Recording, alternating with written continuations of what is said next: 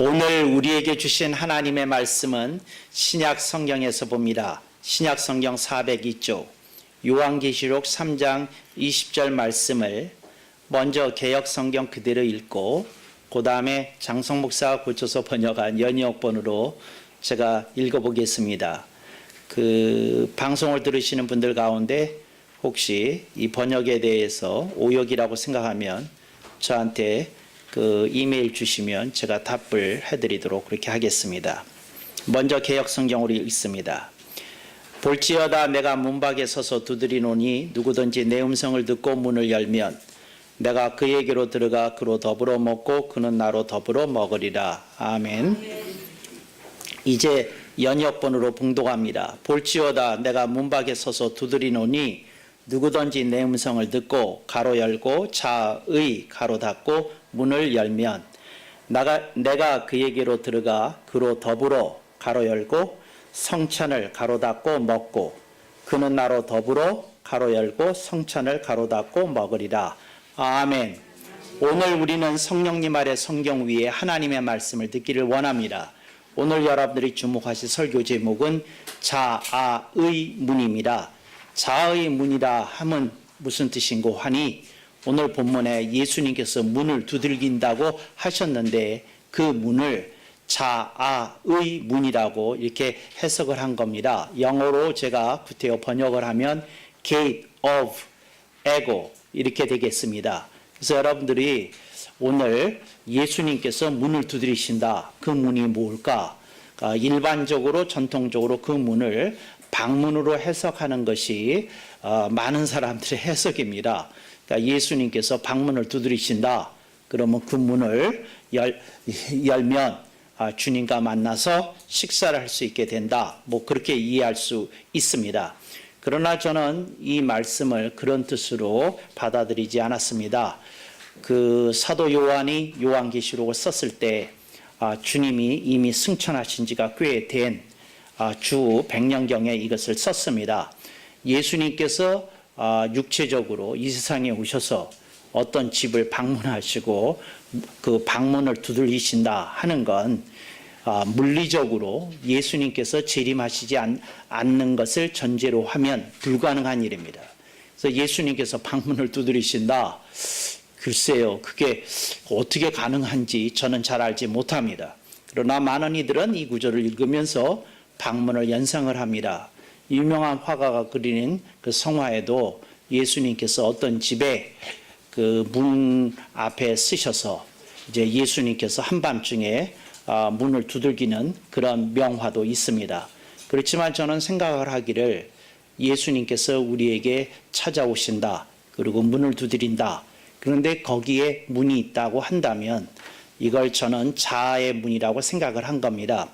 수많은 이들이 길거리 전도자 혹은 아는 이들을 통하여 복음을 접하고 있습니다. 그럼에도 불구하고 많은 이들이 복음을 거부하거나 거절하는 일들이 아직도 빈번하게 일어나고 있는 것을 우리들이 알 수 있습니다. 그럴 때 그들에게 복음이 증거되었음에도 불구하고 그들이 복음을 받아들이지 않았다. 그들이 아직 그 복음에 대하여 납득이 되지 않았다는 겁니다. 신앙으로 받아들이기에 뭔가 부족하다고 그 전도받은 이가 그렇게 판단을 했다는 겁니다.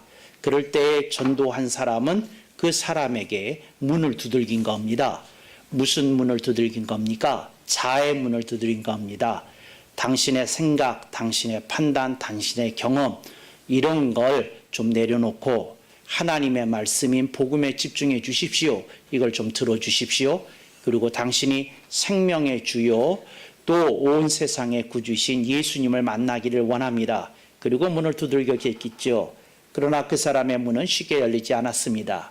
열리지 않는 그 문이 방문이겠느냐? 저는 반문하는 겁니다. 그것이 방문일 수 없다. 그래서 저는 자의 문이라고 이렇게 생각을 했다 하는 걸 여러분들이 이해하실 수 있기를 바랍니다. 그래서 각자가 판단합니다. 또 각자가 받아들이든지 거부하든지 하는 것이 우리들이 전도에서 일반적으로 겪게 되는 일이다 하는 것을 여러분이 아실 줄로 믿습니다. 새누리교회에서 집회가 있을 때 여러분이 얼마나 열심히 어떤 이들을 인도하고 전도하기 위해서 힘을 쓰십니까? 그래서 여러분들이 여러 가지 이렇게 말로 그들에게 접근을 하고 대화를 나눴음에도 불구하고 어떤 이들은 도무지 그 복지부동, 요지부동인 것을 여러분들이 체험하셨으리라고 생각이 되어집니다. 그럴 때 열리지 않는 문, 그게 자아의 문이었다. 그 사람이 갖고 있는 어떤 소신이나 철학이 그 사람으로 하여금 우리 복음에 대하여 마음이 열리지 않게 했다 하는 것을 여러분이 아시리라고 믿습니다. 그래서 이걸 자아의 문이라고 해석을 하는 것이 제 해석인데 여러분들이 더 좋은 해석이 있으면 알려주시기 바랍니다. 그래서 주님이 내 음성을 들었다. 저는 이거를 이렇게 생각을 하는 겁니다. 이건 복음의 음성입니다. 복음이 그 사람에게 온 겁니다. 여러분, 복음은 예수님을 빼놓으면 복음 자체가 성립이 되지 않습니다. 그래서 복음이 어떤 사람에게 증거된 것은 그 사람이 받아들였느냐 안 받아들였냐 하는 것은 차치하고라도 그 사람은 예수님의 음성을 들은 것이다. 이렇게 기억하실 수 있기를 바랍니다. 그래서 오늘날 예수님의 음성이 세상에 살아 있습니다. 무엇을 통해서 살아 있느냐? 복음을 통해서 살아 있습니다. 그리고 복음 전도자의 증거하는 말씀 속에 복음이 있고 그 복음 속에 예수님이 있고 복음을 듣는 사람은 예수님의 음성을 들은 것과 진비 없다 하는 것이 제가 오늘 본문을 해석하는 기본이 되고 저간이 된다. 이렇게 여러분들이 생각하실 수 있기를 바랍니다. 그래서 많은 이들이 신앙생활을 하는데 뭘 가지고 하느냐? 본인을 가지고 신앙생활을 합니다. 그러니까 본인이 좋게 보면 좋은 거고 나쁘게 보면 나쁜 거고 어중간하게 보면 어중간한 겁니다. 네, 그런 것이 문이다 하는 것을 기억하시기 바랍니다. 두 번째로 거기 보면 오늘 본문은 상반절이 있습니다. 볼지어다서부터 문을 열면까지가 상반절이고요. 내가서부터 시작해서 먹으리라까지가 하반절입니다. 하반절을 좀 주목하겠습니다. 내가 그에게로 들어가 그로 더불어 먹고 그는 나로 더불어 먹으리라. 이것을 일반적으로 전통적으로 이걸 해석을 할 때 이걸 애찬으로 해석을 합니다. 근데 애찬이 뭐냐? 그리스도인들이 복음 안에서 교제하면서 나누는 식사를 애찬이라고 부릅니다. 그래서 이렇게 같은 신앙을 가지고 또 같은 믿음을 가지고 또 같은 교회를 섬기는 사람들이 식사를 합니다. 그게 애찬입니다. 그래서 그 애찬을 나누는 경우가 아직 기독교의 교회들의 아름다운 전통으로 현재까지도 이어지고 있습니다. 그래서 저는 그 애찬이라고 하면 뭐 하는 거냐? 그 복음 안에서 그리스도 안에서 식사를 한다는 의미는 있지만 그러니까 그냥 쉽게 일반적으로 얘기하면 밥 한 끼 먹는 겁니다. 근데 저는 이렇게 생각하는 거죠. 지금 사도 요한은 요한계시록 3장 20절에서 밥 먹는 얘기를 했을까? 그러니까 예수님 오셔가지고 그 사람을 영접하면 그 사람하고 나누는 게 식사 얘기였겠냐, 밥 한 끼였겠느냐, 뭐 그런 얘기였겠느냐 하는 겁니다. 저는 이걸 그렇게 해석을 하지 않고 어떻게 생각하느냐면 식사는 맞는데 그런 식사가 아니다는 겁니다. 그래서 제가 어떻게 해석을 했는지 다시 한번 봉독해 보겠습니다. 내가 그에게로 들어가 그로 더불어 성찬을 먹고 그는 나로 더불어 성찬을 먹으리라. 그래서 성찬인데 성찬이 뭐냐? 심플하게 얘기하면 잔과 빵입니다. cup and bread입니다. 그러니까 이걸 또 다른 말로 하면 대속의 잔이요 생명의 빵입니다. 그러니까 예수 그리스도께서 우리에게 찾아오셔서 먹기를 원하는 식사가 있습니다. 그게 뭐냐? 성찬례 때 우리들이 먹는 성찬을 주님이 우리와 함께 먹기를 원하시더라는 겁니다. 그래서 여러분들이 오늘 초점이 뭐에 들어가느냐? 자아의 문을 열어야 되고 우리들이 자아의 문을 열고 주님을 영접해 드리기만 하면 주님은 우리와 함께 늘 성찬을 먹기를 원하신다는 겁니다. 그래서 여러분들이 오늘 설교 제목은 자아의 문이지만 여러분이 성찬에 대해서도 깊은 통찰을 얻게 되시기를 간절히 당부하고 축원합니다. 그래서 성찬이 뭐냐? 첫 번째로 대속의 잔입니다. 근데 대속의 잔이 뭐냐? 대속의 잔을 마신다고 하는 건 내가 아무리 많은 죄와 허물이 있어도 내가 예수 그리스도께서 나의 모든 죄를 십자가상에서 씻어주셨다 하는 걸 받아들이는 게 대속의 잔을 먹는 겁니다. 그래서 대속의 잔을 먹는 사람은 어떻게 됩니까? 마시는 사람은 어떻게 됩니까? 그 사람은 죄 씻음을 얻게 되는 겁니다. 그러니까 많은 죄가 있는데 예수 그리스도의 잔을 마시는 사람은, 예수 그리스도의 대속의 잔을 마시는 사람은 죄 씻음을 얻는다. 네, 이런 의미입니다.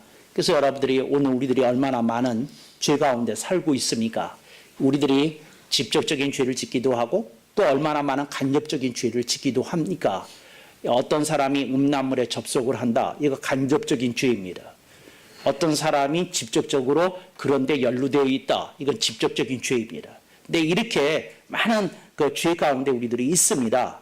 그런데 그 죄를 우리들이 예수님과 함께 어떻게 하느냐? 대속의 잔을 마십니다. 대속의 잔을 마실 때 나는 부족하고 더러운데 예수 그리스도의 그 보혈이 나를 깨끗하게 씻어주는 그런 은총을 입습니다. 이걸 죄 씻음이라고 합니다.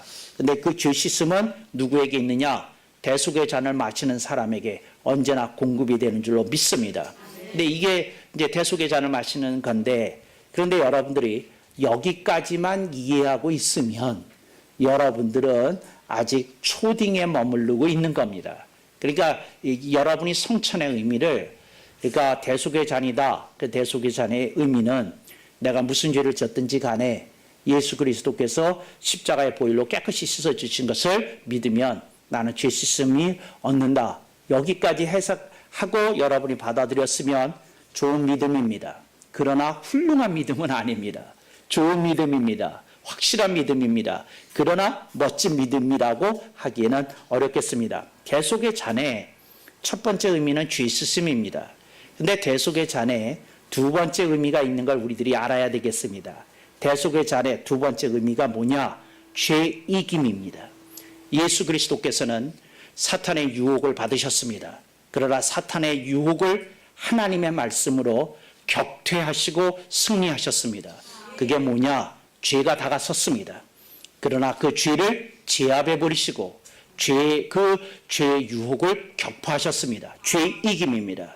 성도가 어떤 때 연약하고 부족하기에 죄를 지을 때 있습니다. 그러나 그것이 그 사람의 인생의 메인 스토리가 되어서는 곤란합니다. 우리들의 인생의 메인 스토리는 우리가 좀 넘어질 때도 있고 잘못할 때도 혹 있다고 할지라도 우리가 주님께 어떤 유혹을 이겼다고 기쁨으로 보고 드려야 될 때도 있는 겁니다. 우리들이 유혹을 물리쳤다고 얘기해야 할 때도 있는 겁니다. 할렐루야. 제가 알았어요. 아멘이 조금 이렇게 시덥지 않을 거라는 거 예측하고 있었어요. 그러니까 사람은 죄를 용서받는다고 그럴 때 아멘 이렇게 나옵니다. 그런데 죄를 이기자고 얘기 나오면 아멘. 그 태도가 이래요. 오르시긴 하신 말씀이지. 그렇지. 근데 그렇지도 살짝 나와요. 뭐 자신 있게 나오는 것도 아니고 제가 이해는 합니다만 이게 바람직한 모습은 아닙니다. 그래서 여러분 대속의 잔의 의미는 뭐냐면 내가 세상을 이긴 것 같이 너희도 세상을 이겨줬으면 좋겠다. 아멘. 내가 세상을 넘어선 것처럼 너희도 세상을 넘어섰으면 좋겠다. 아멘. 그런 주님의 당부와 격려가 대속의 잔의 두 번째 의미라는 걸 좀 깨달아야 됩니다. 아멘. 주님이 죄만 씻어주시기 위해서 대속의 잔을 줬다고 생각을 하면 그거 좀 안타깝습니다. 뭐 틀렸다고까지는 말할 수 없겠습니다. 그렇지만 그걸 온전한 복음이라고 저는 부르기 싫습니다. 여러분들이 기억하십시오. 오늘 우리는 죄를 이기도록 격려받고 있다는 사실을 우리들이 깨달아야 되는 줄로 믿습니다. 사도 바울을 따르던 사도보 가운데 하나였던 데마는 세상의 유혹을 이기지 못했습니다. 그래서 세상으로 다시 돌아갔습니다. 데마는 그런 믿음을 갖고 있었습니다. 어떤 믿음입니까? 내가 사형리만 붙들고 있으면 나는 지옥 가는 일은 없을 거야. 그렇지만 나머지는 다 내 뜻대로 할 거야. 나는 술도 마시고 담배도 피고 바람도 피고 그럴 거야. 그렇지만 나 하나님께 와서 죄송하다고 말씀드리고 대속의 잔을 마실 거야. 그러면 나는 구원은 유지될 거야. 근데 이런 믿음 데마가 갖고 있었습니다. 근데 그런 데마의 믿음을 가지고도 천국에 가는지 안 가는지는 지금 여기서 토론하지 않겠습니다. 그러나 우리들이 한 가지 압니다. 그런 믿음은 구원을 설사 받는다 쳐도 부끄러운 믿음입니다. 부끄러운 구원입니다. 부끄러운 인생입니다. 부끄러운 인격입니다. 오늘 우리들이 거기에 머물리지 않도록 조심해야 되는 줄로 믿습니다. 저는 여러분에게 얘기합니다. 예수를 믿는 사람은 언제나 죄를 이길 수 있다. 그 얘기를 하려는 게 아닙니다. 예수를 믿는 사람도 연약하고 부족합니다. 그러나 우리들이 죄를 이겨나가는 그 삶을, 그 성찬이 특별히 대속의자니 우리를 이렇게 위로하면서 격려하고 있다는 사실을, 그 복음의 분명한 메시지를 잊지 말아야 되는 줄로 믿습니다.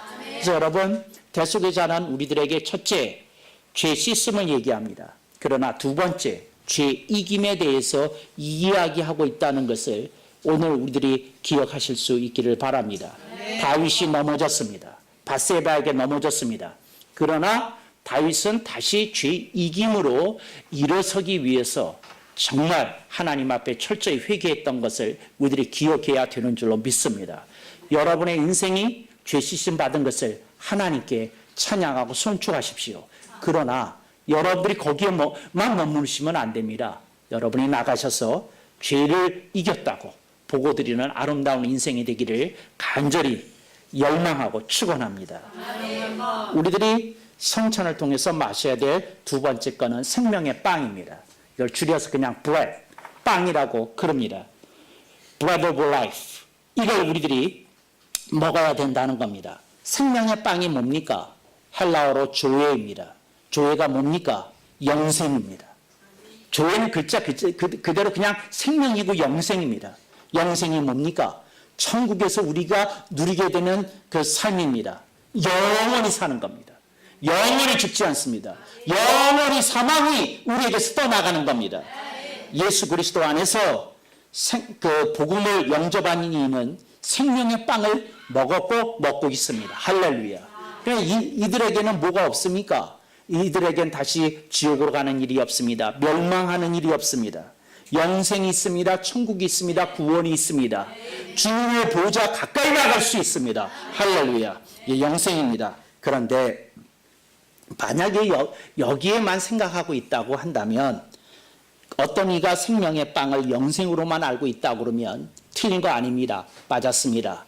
그러나 초딩 복음입니다. 이 사람은 초딩 수준에서 이해하고 있다는 겁니다. 오늘 우리들이 이것을 깨달아야 되는 줄로 믿습니다. 혹시 필라델피아 방송을 듣는 이들 가운데 혹시 용어에 이렇게 헷갈림이 있으신 분들이 있다 그러면, 초딩은 초등학교 학생을 일컫는 용어입니다. 이게 교포들이 계시다 보니까 약간 신경이 쓰이네요. 그러니까 초딩이라고 우리는 부르는데 그게 초딩입니다. 그러니까 초등학교 수준에서 받아들인 복음이라는 거죠. 생명의 빵을 먹는 이들에게는 그 단계에 머무르지 않습니다. 그게 뭐냐? 신생입니다. New Life입니다. Brand New Life. 저는 이렇게 부르고 싶습니다. 아주 새로운 인생이라고 저는 이렇게 감히 부르고 싶은 인생이 있다는 거 말씀드릴 수 있기를 바랍니다. 여러분들이 오해하고 있는 게 있습니다. 중생에 대하여 그 니고데모와 예수님의 대화가 있습니다.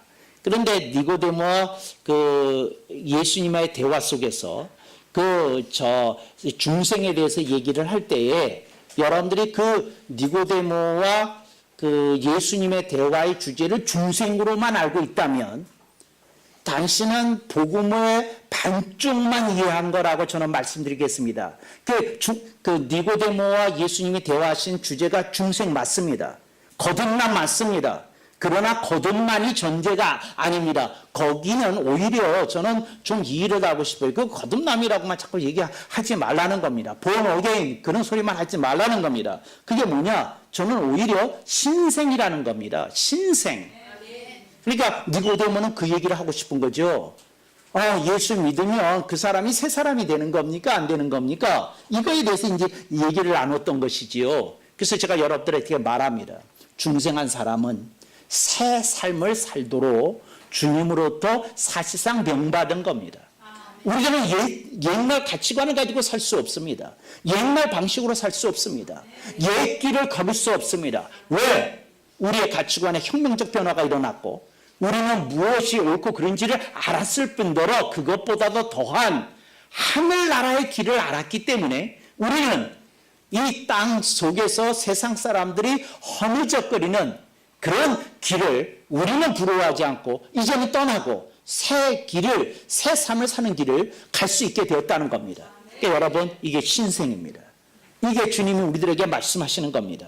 그래서 생명의 빵을 먹는 사람은 영생을 얻습니다. 근데 영생이 그쳐야 하느냐? 아니라는 겁니다. 신생으로 가야 된다는 겁니다. 신생으로 가야 된다는 거. 그게 무슨 말이냐면 천국 티켓을 얻은 것에 만족한다면 이건 부끄러운 인생이요. 부끄러운 크리스찬입니다. 더 가야 됩니다. 더 가야 됩니다. 더 가야 됩니다. 그 보네포라는 독일의 유명한 그 신학자가 있습니다. 그런데 이 보네포가 이 영생만 아는 복음을 뭐라고 불렀는지 여러분들이 한번 다시 상기해 주실 수 있기를 바랍니다.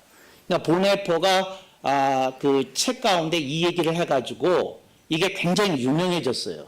근데 그전에도 말한 사람 많았을 텐데 하여튼 이 보네포를 통해서 이게 번졌어요. 보네포가 뭐라 하느냐면 영생만 아는 복음은 값싼 복음이다 이런 얘기를 했어요. 너무 값싸다는 거예요. 이게 너무 값싸다는 거예요. cheap gospel. 너무 값싸다는 거예요. 너무 값싸다는 거예요. 예. 정말이에요. 정말이에요. 이 값싼 복음이라는 겁니다. 그러니까 신생을 말하는 복음, 뭐 보네포는 그런 용어를 쓰지 않았지만 저는 신생을 말하는 복음을 뭐라 그러냐? 저는 이렇게 표현하고 싶어요. 영어로 cool gospel. 멋진 복음이에요. 이게 멋진 복음이에요. 쿨해. 이게 정말 쿨해요. 여러분 이런 쿨한 이런 복음을 여러분들이 이렇게 가슴에 품고 인생을 사시기를 축원합니다. 많은 이들이 값싼 복음에 머물러 있습니다. 참 이게 머물러 있으면 안 되지요. 그래서 저기 사비동에 계시는 그 어떤 목사님이 유명한 말을 했다고 그래요. 뭐라고 그러셨느냐면 값싼 복음에 취한 사람은 그 다음 얘기 문장을 완성해 주세요. 싸구려 인생이 됩니다. 아멘이 안 나올 줄 알았어요. 정말이에요. 값싼 복음에 취해서 사는 사람은 싸구려 인생이 됩니다. 오늘 우리들이 좀 쿨한 이 가스펠에 취해야 되는 줄로 믿습니다. 그럼 문장을 한번 완성해 주세요. 여러분이 충분히 완성하리라고 믿습니다. 멋진 복음에 취한 사람은 무슨 인생이 될까요? 무슨 인생이 될까요? 무슨 인생이 될까요? 내가 앞에 멋진을 썼는데 뒤에 멋진 복음에 취한 사람은 안 나올 줄 알았어요. 뭐라고요?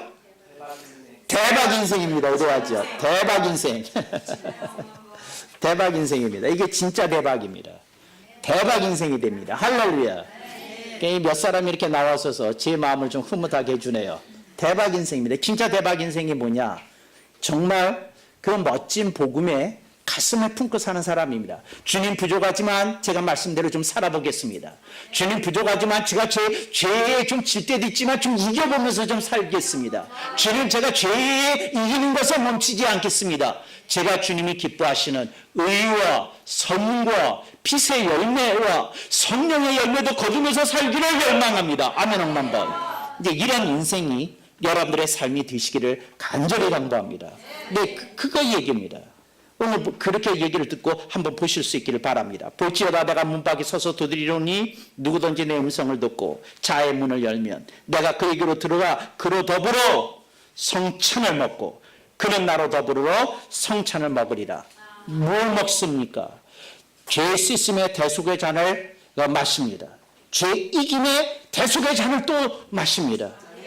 영생의 생명의 빵을 먹습니다. 그거에 머물리지 아니하고 신생의 생명의 빵을 먹습니다. 그래서 여러분의 삶 속에서 이게 좀 나타나야 됩니다. 이게 두드러져야 됩니다. 죄 이김과 신생이 나타나야 된다는 거 여러분들 가슴 속에 새기실 수 있기를 바랍니다. 이게 우리들이 마땅히 나아갈 길이라는 거 여러분들이 기억하실 수 있기를 바랍니다. 어떤 아이 초등학생하고 엄마하고 이 길을 지나가게 됐대요. 그랬는데 그 길을 지나가게 됐는데 그 옥수수 밭을 지났는데 옥수들이 다 여물어 가지고 이제 오늘인지 내일인지 며칠 안에 다 이제 수확을 해야 될 정도로 그 옥수수들이 잘실하게 익었더래요. 그래서 엄마가 애한테 하는 말이 얘야 이게 옥수수다 그러고 이렇게 데려가서 보여주고 까서 이렇게 보여주고 그랬다는 거예요. 그러면서 그 하나 따가지고 너 먹어봐고 줬다는 거예요. 그랬는데 초등학교 5학년짜리가 이런 얘기를 해요. 엄마 이건 누구네 밭이야? 그러니까 엄마가 그랬다는 거예요. 따지지 말고 먹어. 그랬다는 거예요. 그랬더니 애가 그 다음에 하는 말이 되게 재밌어요. 뭐라 그러냐면 엄마는 그래도 되는 거야. 엄마가 애한테 늘 그랬다는 거죠. 바르게 살라고 거짓말하지 말라고 허투리지 말라 그랬는데 애가 먹으라고 계속 그러니까 엄마는 그래도 되는 거야 그랬다는 거예요. 엄마가 되게 부끄러워서 정말 이 옥수수를 들고 어쩌지를 못하는 거야. 이미 꺾었는데 먹지도 못하겠고 버리지도 못하겠고 이거 그냥 쥐고 그냥 먹지도 못하고 그냥 왔다는 거예요. 그러면서 참 부끄러움을 느꼈다 그런 생각이 했다는 거예요. 그래서 이 엄마가 그런 생각을 했답니다. 아 이게 정말 잘못된 일이구나. 그래서 엄마가 다른 과일을 사가지고 그 밭 주인을 찾아가가지고 내가 사실은 이거 하나 따먹으려다 얘한테 얘기를 들었다고. 근데 내가 생각하니까 얘 앞에서 부끄러운 일을 한 것 같다고. 이거 죄송하다는 말씀을 드리고 그 옥수수를 좀 사가려고 이렇게 들렀다고 그랬다는 거예요. 그래서 엄마가 왜 애를 데리고 왔겠어요? 엄마도 반성한다, 깨달았다. 엄마도 이 다음서부터는 그런 짓 안 할 거다. 그런 신성의 길을 걷겠다고 엄마도 그랬지 않았겠습니까? 이제 흐뭇한 모자입니다. 오늘 우리들이 늘 바르게만 살지 못할 수 있습니다. 우리들이 때로 연약한 모습 나타날 때 있습니다. 방황할 때도 있겠죠. 그러나 여러분 기억하십시오. 우리들이 걸어가야 되는 길은 고귀한 길이고 멋진 길이고 아름다운 길이라는 걸 우리들의 삶 속에서 잊지 않을 때 하나님의 놀라운 역사가 나타나게 되는 줄로 믿습니다. 황혼해진 저녁에 화가들이 그림을 그리기를 좋아합니다. 그래서 이제 그 석양이 이렇게 딱 지었을 때 그 찬란하지 않습니까? 컬러가 이렇게 찬란해가지고 여러 가지 색을 배하면서 좀 그 비슷한 거를 만들기 위해서 이렇게 애를 쓰면서 이제 그림을 막 그리지 않습니까? 이제 그림을 그리는데 그 옆에서 친구 하나가 얘기하더라는 거예요. 자네 그림은 잘 나오는데 내 그림은 어떻게 해서 잘 나오지 않느냐 이거예요. 이게 상당히 중요한 질문이거든요. 여러분 그림을 오래 하다 보면 기본 기교는 다 익힙니다. 그러니까 어떻게 칠하고 어떻게 그리고 어느 정도는 되잖아요. 근데 어떤 그림은 정말 보기 아름답고 어떤 그림은 왠지 모르게 그거에 못하던 걸 느끼잖아요. 그러니까 이분이 그림을 잘 그리는 자기 동료 화가에게다가 그림을 물어본 겁니다. 자네는 어째서 잘 그리고 어째서 나는 그렇게 그림이 안 되냐. 똑같은 그림을 그리는데 이제 그렇게 얘기를 했다는 거예요. 그랬더니 이분이 재밌는 얘기를 해줬다고 그래요. 그래서 나는 그 그림 얘기할 때마다 이 얘기가 생각나는데 이분이 이분한테 해준 얘기가 뭐냐면 이랬다는 거예요. 남의 그림을 보고 남의 그림을 그리려 하니까 자기 그림이 안 나오지요. 이게 아주 의미 있는 말입니다. 자기 그림을 그려야 된다는 거예요. 자기 그림을. 여러분 오늘 우리들의 인생 속에 여러 가지 것들이 있어요. 근데 여러분들이 세상을 보지 않습니까? 세상은 끊임없이 여러분들한테 그래요. 이게 멋진 차다? 너도 이 차 가져봐. 이런 게 멋진 집이다? 너도 이런 집 가져봐. 이렇게 사는 게 멋진 거다? 당신도 이렇게 돼봐. 이게 남의 그림이에요. 우리들이 내 그림을 가져야 되거든요. 내 그림이라는 건 뭐냐면 오늘 지금 내가 살고 있는 현실이에요. 현실. 그 현실 속에서 우리들이 그래. 내가 주님과 사는 이 걸음걸음이 참 의미 있고 참 뿌듯하고 참 감사하다. 참 벅차다. 이렇게 느낄 수 있어야 되지 않겠습니까? 제가 이 얘기를 왜 드리느냐? 본문 얘기예요. 다시 들어갑니다. 하반절. 내가 그에게로 들어가 그로 더불어 송찬을 먹고 그는 나로 더불어 먹으리라. 제가 묻겠어요. 주님이 네 인생에서 나하고 딱 한 번 송찬을 먹자고 오는 얘기 같아요. 이 얘기가? 아니야. 주님은 매 끼니 때마다 여러분과 함께 송찬을 먹고 싶은 거예요. 매 끼니 때마다. 여러분이 그렇게 알아들어야지 어떤 거룩한 체험 한 번 하고 그 뒤로는 주님 만나지 못하고 이렇게 하면 그게 무슨 소용이 있겠어요. 여러분 매 끼니 때마다 뭘 드셔야 됩니까? 대속의 잔을 마시고 생명의 빵을 먹는 겁니다. 그리고 그런 우리들의 오늘 그런 우리들의 모습 속에서 우리들이 연약할 때 죄 씻음의 대속의 잔을 마시겠죠. 그렇지만 우리들이 주 안에서 강건할 때 우리는 죄 이김의 대속의 잔을 먹게 되리라고 믿습니다. 우리들이 영생을 주는 구원의 생명의 빵을 얼마나 누리면서 먹습니까? 그것만 먹지 않잖아요. 우리들이 부족하지만 말씀으로 이렇게 깎아지고 다듬어지는 그런 신생의 생명의 빵을 우리들이 또 먹기도 할 거 아닙니까? 먹고 있지 않습니까? 그걸 매 끼니 때마다 좀 먹어야 되지 않겠습니까? 그러려면 여러분 남의 그림에 취한 그 나쁜 습관에서 벗어나시고 이제 제발 자기 그림을 그리는 여러분이 되실 수 있기를 바랍니다. 제가 그냥 돈이 좀 넉넉하면 여러분에게 그냥 그 티셔츠 하나 만들어 드리고 싶어요. 내 그림을 그리리라. 여기다 이렇게 가슴에 딱 써가지고 석양을 그리는 그 두 화가의 모습과 함께 그걸 좀 드리고 싶어요.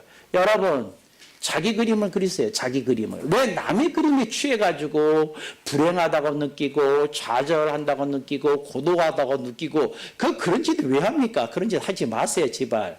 정말 좀 벗어나셔서 아름다운 인생 주님이 주시는 그 그림 보실 수 있기를 바랍니다. 그래서 여러분들이 그게 궁금할 것 같아요. 그분은 그 뒤로 자기 그림 잘 그렸대요. 그분이 저한테 꼭 전해달라는 말이 있어요. 너나 잘해. 너나 잘해. 남이 잘 됐는지 안 됐는지 궁금해하지 말고 당신이나 잘하세요. 여러분 오늘 우리 그림을 좀 아름답게 좀 그렇게 그려야 되겠다. 그런 인생의 꿈을 가져야 되지 않겠습니까? 제가 다시 한번 말씀드리는데 이래요. 남의 그림에 취한 사람은 그 사람은 내내 불안과 불안정에 시달립니다. 그러니까 여러분들이 남의 그림 그려서 그 뭐 되겠다는 그 생각 좀 버리시고 지금 여러분의 인생의 그 쿨한 모습을 보여주실 수 있기를 당부합니다. 할렐루야. 아멘 억만 번.